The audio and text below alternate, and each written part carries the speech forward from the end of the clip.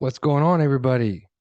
Alex Castadell, and this video I want to share with you a creative way to look at a situation if you have a load that needs to be picked up,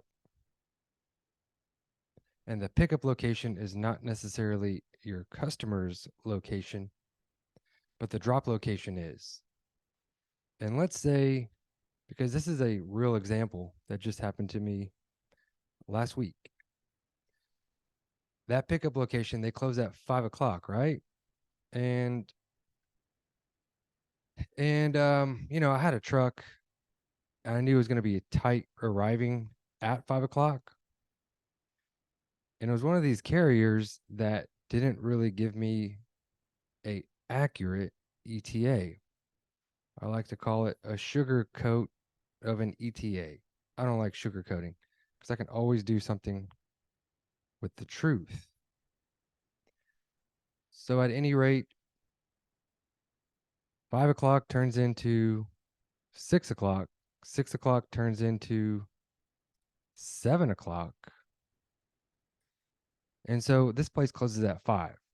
How did I handle, or at least this is exactly how I handle it, and this is how I want you to think if you're ever in this situation. This is a creative solution. It may not work every time, but definitely I had the option and it worked this time. So I had basically asked him a favor at the pickup location if they could have somebody stay after 5. Now I called them before 5 to let them know. And then they said, yeah, they don't mind doing that. But what happened was they end up having there's a guy that ended up staying there till almost 9 o'clock. All right. Now, where the creative idea comes in is at the time when I said 6 o'clock is the ETA turned into 7 o'clock. I was thinking, well, now I know they're paying this guy overtime to stay after 5, right?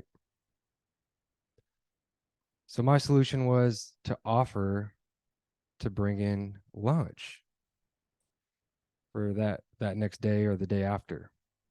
And you could do breakfast as well.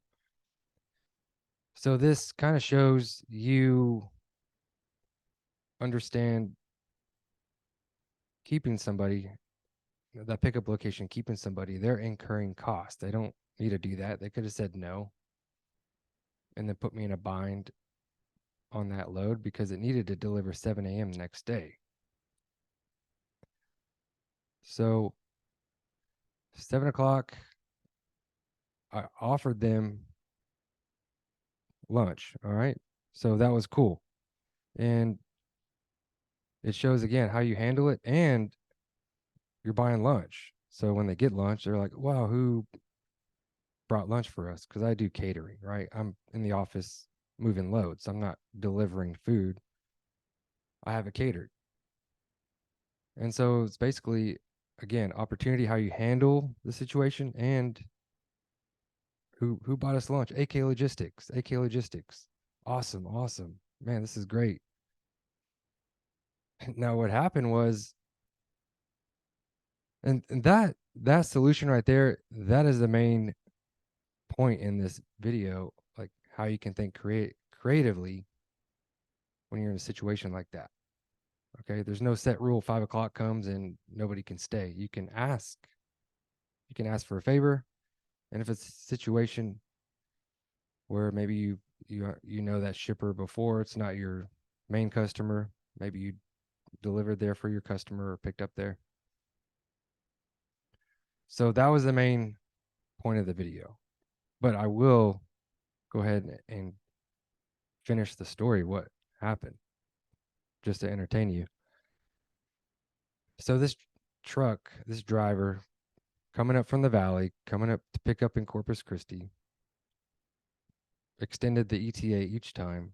Last update I got, 7 o'clock, 7 p.m., he told me he is 20 minutes away. 7:30 comes, he's not there. He's not picking up his phone. He's not answering none of my calls, returning none of my texts. Meanwhile, we got a guy at the pickup location staying after, getting paid overtime. It's kind of making me look bad when I'm getting a call, hey, have you heard from your driver? Makes me look bad. So you just go with it, right? Because these are problems that they're they're not impossible to run into, right? We different stories, different deals, drivers, issues, late, doesn't show up, doesn't happen all the time, but so I'm handling it. And then I know a truck in Corpus because at this point it's like 7:45, 7:50 p.m. Haven't heard from the guy, the driver. I said, screw it. I'm going to rebook this. And I knew a truck in Corpus. I asked for a favor because earlier that day I tried to get somebody else on this load in Corpus. They just couldn't do it. So I called him again. I'm asking for a favor because I worked with him for a while, established a relationship. So I ended up booking that truck and paying them well, the secondary truck, that the carrier that I do know. And they end up, the replacement truck that I booked ended up showing at about 8:40. That first truck I booked, again, he didn't answer my calls, my text, but he was really communicative before that. He just dropped off. That is unacceptable to me. I don't care what happens, you got to communicate.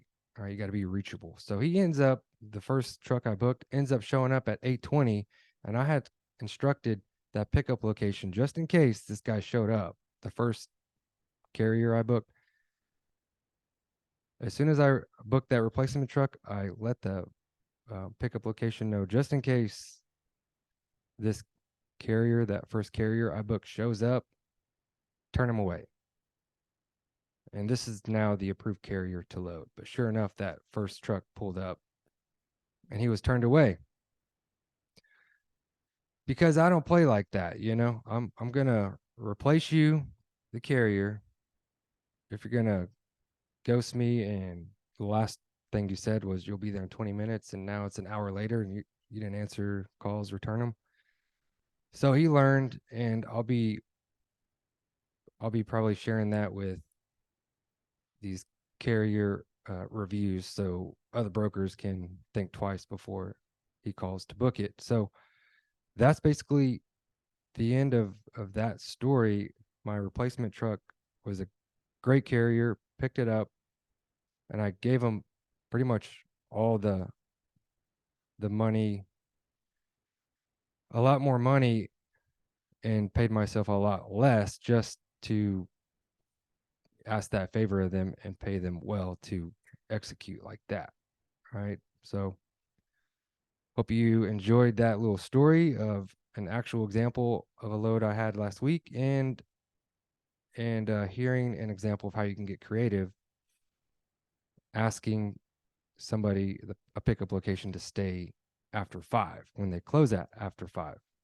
Right. I'm Alex Cassadell. Please subscribe if you haven't already. You guys take care. Bye-bye.